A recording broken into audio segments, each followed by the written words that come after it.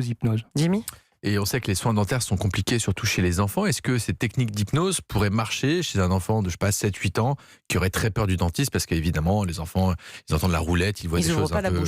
Ils n'ouvrent pas la bouche, exactement. Non seulement ça pourrait marcher, mais ça marche parce que une grande partie de l'hypnose est liée à la suggestibilité, à cette capacité qu'ont les gens finalement à se raccrocher à leur imaginaire et à leur imagination. Et on sait, avec des études extrêmement sérieuses, que le pic de suggestibilité chez un être humain, c'est entre 8-10 ans. Donc les enfants sont des super sujets à l'hypnose parce que très rapidement, ils vont accéder à leur imaginaire. Et avec eux, on va pouvoir faire des séances d'hypnose absolument incroyables, simplement parce que capacité qu'ils ont tout à fait naturelle de pouvoir se connecter à l'imaginaire. Et donc on peut faire des soins dentaires, traiter une carie, extraire une dent grâce à l'hypnose sans qu'il hurle et qu'il soit finalement tétanisé et qu'il ait peur ensuite toute sa vie du dentiste. Alors il y a une chose qui est très importante à dire aux auditeurs, c'est qu'on fait toujours des anesthésies locales, c'est-à-dire que là où l'enfant est très craintif de l'inconnu et peut-être même de la piqûre, on va lui proposer une séance d'hypnose qui va nous permettre, nous, de faire une anesthésie locale confortable.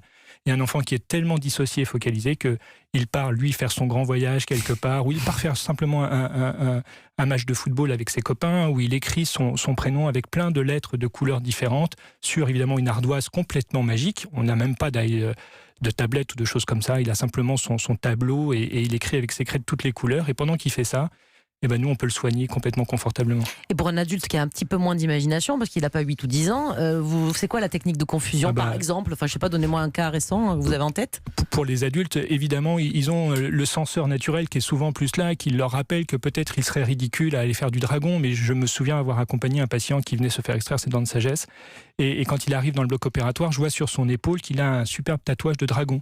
Et il me dit cette phrase magique de « j'aimerais tellement être ailleurs », et je lui dis « tiens, si on allait faire un peu de dragon au-dessus de New York ».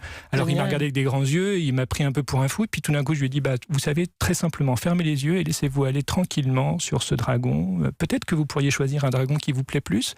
Et là, il s'est complètement laissé aller, il est parti dans sa transe, et on lui a extrait ses 4 dents de sagesse sous anesthésie locale. Sur un dragon. En faisant du dragon. Alors, évidemment, vous les arnaquez un petit peu quand même, vos patients, mais dans la bienveillance, c'est de bien connu, bien sûr.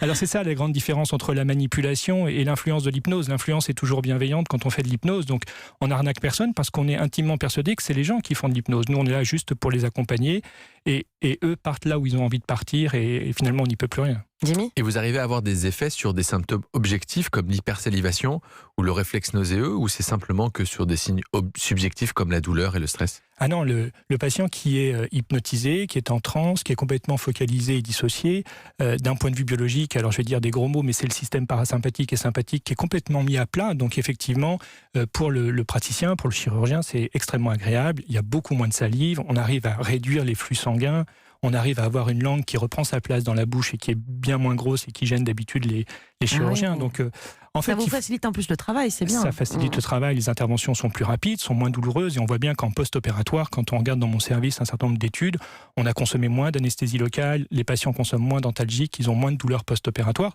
tout simplement parce que pendant toute l'intervention, ils ont vécu quelque chose de très agréable et de très confortable. C'est vrai.